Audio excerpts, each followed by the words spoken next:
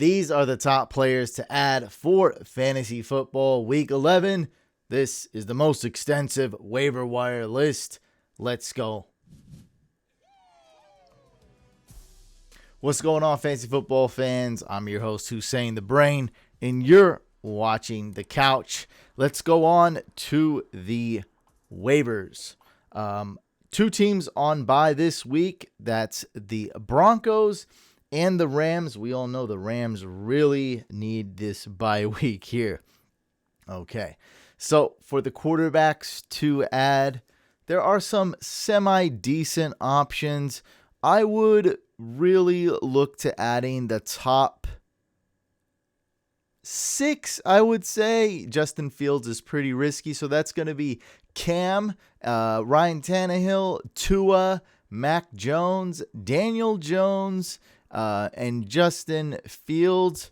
Actually, I think Mac Jones, well, I don't know. I'll leave it there. Mac Jones has a high floor, I would say, safe quarterback, low ceiling, and Justin Fields and Daniel Jones kind of risky.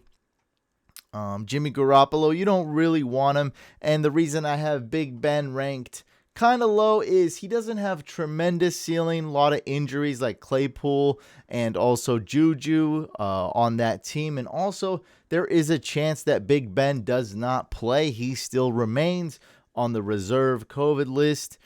And just some other names in deeper leagues. So 7 was Jimmy G, 8 was Big Ben, 9 Zach Wilson, 10 Baker Mayfield, or there's a chance Case Keenum does play. And then 11 is Trevor Siemian.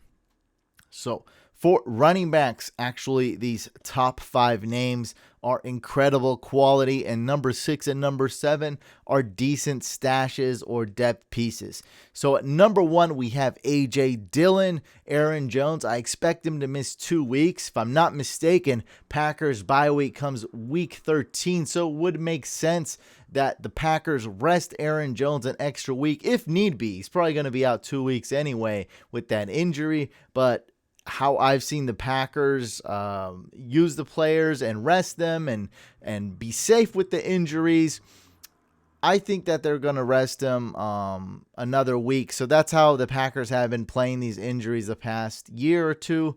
So A.J. Dillon, I loved A.J. Dillon regardless, but now he is a must-add with Aaron Jones out. Ramondre Stevenson, a lot of people are going to jump to pick him up. I love what I see, and the most promising thing, even though he did great, right? 20 carries, 100 yards, nice even number. What's that come out to? 5 yards a carry. He just beasted, 2 touchdowns. What I'm most interested in, I think is the most profound, is 5 targets. Okay, that's what he got this past week.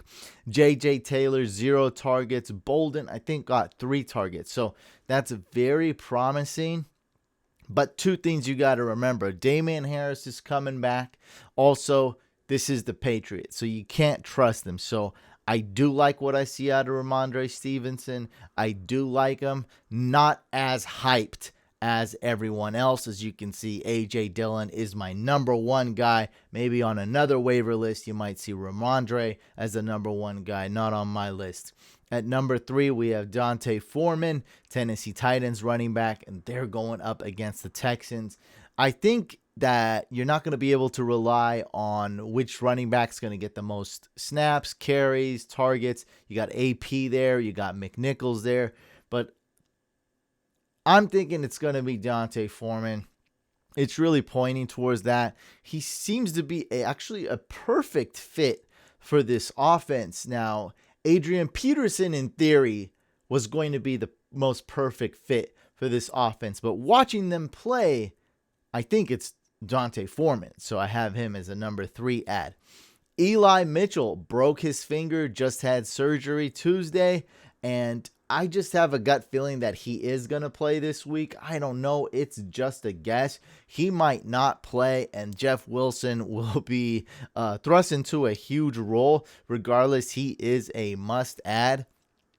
Even if Eli Mitchell plays or not, Eli might miss 0 games. He might miss 1 game. We don't know. Latavius Murray could be a sneaky add. Le'Veon Bell released from the team. Tyson Williams, really not in the mix. Harbaugh lightly said that he hates Tyson Williams' guts and that he sucks. So it's really just Latavius and Devontae Foreman. Could be a 50-50 could be a 50-50 split, or even a 60-40 split with Latavius getting 60% of the snaps. We shall see. But this running back room on the Ravens is getting smaller, and it's kind of solidifying. It's being molded. It's not as messy as it once was. Again, Latavius and Freeman are the two guys we expect to lead that backfield, and that's really it if you're not counting Lamar Jackson. In a little bit deeper leagues or stashes, we got Ty Johnson, who's showing a lot of promise just because he's getting a ton of targets consistently still. David Johnson, who's the pass catching back for the Texans. And in super deep leagues, we have Salvin Ahmed, handcuffed to Myles Gaskin. Wayne Gallman, who I don't really know what to think about this, but Cordell Patterson is injured, could miss a week or two. And Mike Davis has been one of the biggest busts in real life and in fantasy. So Wayne Gallman, it shouldn't be too hard for him to lap Mike Davis, who's just been terrible. So Wayne Gallman could be the starting running back for the Falcons. I don't like any running back going against the Patriots Thursday Night Football. And then number 10, we have Patrick Taylor, who could be the number 2 running back for the Packers. Packers are going to probably keep trying out running backs to add depth there. For wide receivers, don't have too many good ones because I'm being realistic. Hunter Renfro's probably not available in your league. But number 1, we do have Hunter Renfro. Number 2, we got Bryan Edwards. So Renfro's going to be very consistent, very good. Bryan Edwards is going to be up and down, boom or bust, but provides good upside. And then at number 3, we have Rashad Bateman, who has solidified himself as the number 2 wide receiver for the Ravens, getting consistent targets. Last 4 weeks, 6 targets, then 6, then 8, then 8. T.Y. Hilton, sneaky pickup. He didn't do well and kind of been forgotten. So if you can go get T.Y. Hilton, I highly recommend you do so. Then we have Allen Robinson, Robbie Anderson, Elijah Moore, Jamal Agnew, Laviska. And at number 10, super sneaky pickup. Every game that Julio is out, Marcus Johnson might do something. He has a lot of speed. And Tannehill, he hasn't been putting up the stats, but he's still a decent quarterback. Let's see what he can do. This is nothing more than a flyer, a dart throw. But like I said, when Julio Jones is out, Marcus Johnson could be a good spot start. Julio is on IR. He's going to miss multiple weeks. Then we have Tim Patrick, who is on bye. Seems to be one of the best options for the Broncos, though. He's playing really well this year. Just keep in mind, he is not playing this week, though. That's why I have it in red on the video. And we have Michael Gallup. Oh, I'm just not a fan. Super deep leagues. Kendrick Bourne, Traquan Smith, and the Falcons, the messiest. We say a messy backfield. They have a messy backfield. They also have a messy wide receiver core now, as Julio's not there anymore, and Calvin Ridley is absent. So look, I don't know what's going on here, but we do have Russell Gage, Olamide Zaccheaus, and Tajay Sharp.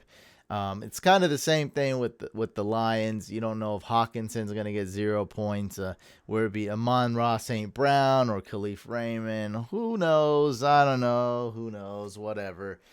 Goff sucks, so you really don't want to be relying on any Lions wide receivers. For tight end, at number 1, we actually have Dan Arnold, because I don't know if Logan Thomas is coming back. If he's coming back, probably would have him at number 1, especially because Ricky Seals-Jones is hurt. Number 3, we have Cole Kmet, who's really coming into his own. Number 4, Tyler Conklin. Number 5, Gerald Everett. I've been pumping this guy as a sleeper. He hasn't done much fantasy points-wise, but look at this, guys. 8 targets, 8 receptions last game. That means he was the best receiver for the Seahawks week 10. That means a lot. At number 6, Adam Troutman. This is deeper leagues here. Number 7, Austin Hooper. 8, Evan Ingram, who I'm not an Ingram hater, but the Giants have way too many options. It's really tough to predict. They got about 7 guys to throw to. Went over this last video. What is it? Slayton, Ross, Pettis, Galladay, Kadarius, Shepard, Rudolph, Booker, now Saquon, and Evan Ingram. Oh my God, I think I just named 9 or 10 guys. And the guy throwing the ball to is probably not a Hall of Famer, and Danny Dimes. Number 9, Jeff Swain, another sneaky pickup, tight ends receiver. Jeff Swain getting about 5 targets a game the last 3 weeks. CJ Uzama at 10. Number 11, David Njoku. And in super deep specialty weird leagues, Josiah DeGuara, Packers, and Jack Stoll of the Eagles in case Dallas Goedert is injured. We know that Zach Ertz is now in Arizona. Lots of great defenses to stream this week. I would say this top 8 is somewhat elite. The Bucks being really risky, but yeah, man, a lot of really good ones. And it seems like you'll probably be able to get one of these if you're in a 12-team league or shallower. In a 14-team league, this is going to be very difficult. Also, a lot of people are taking my cue, at least in leagues that I'm playing against you guys in Couch Fam leagues, and rostering and stashing defenses 2 weeks, 3 weeks earlier, and it's been working out really well for us. So number 1, we have the Browns going against the Lions. And number 2, this was so difficult to rank. Like the difference between 2 and 6 is almost no different. So number 2, we have the Niners going against the Jags. Number 3, Titans going against the Texans. Number 4, we got the Ravens D playing in Chicago. Number 5, Patriots D going against the Falcons. Number 6, we got the Dolphins D going against the Jets. 7, Panthers D going against Washington. 8, Bucks D going against the Giants. And number 9, in a little bit deeper leagues, we have Washington football team. Number 10, Arizona Cardinals. Number 11, Chargers D. And then we have the Saints D at 12, Eagles D at 13, and Packers D at 14. Those are, if you're really desperate, lots of great kickers for you guys. So I'd say the top 6 or is where you want to be at. If you can get these top 6, you're going to be in great shape this week. So that's going to be number 1, Robbie Gould going against the Jaguars. That's the Niners kicker. Number 2, we got the Titans kicker, Randy Bullock, going against the Texans. Number 3, Harrison Butker, Chiefs, going against the Cowboys. Number 4, we got Nick Folk, Thursday Night Football. Number 5, Dolphins kicker Jason Sanders. Number 6, Ryan Suckup. So those are the 6 guys you really want. And then we have Zane Gonzalez, number 7, Evan McPherson, number 8, Greg Zuerlein, number 9, Chase, and also keep tabs on him because there's a chance he doesn't play as well. Number 10, Chase McLaughlin, Browns kicker, going against the Lions. Sneaky start, good one right there. Matt Prater at 11, Daniel Carlson at 12, Greg Joseph at 13, and Steelers kicker Chris Boswell at 14. All right, guys, there you have it. We are done with the waivers. And can't believe it's already week 11. Make sure you guys subscribe to both YouTube channels, this one and our second YouTube channel, Fantasy Couch Podcast. We have a lot of fun on that channel as well. Let's go get that W. Let's focus on making playoffs. Let's stash those defenses and never spend any FAB on kickers. See you guys on the next one.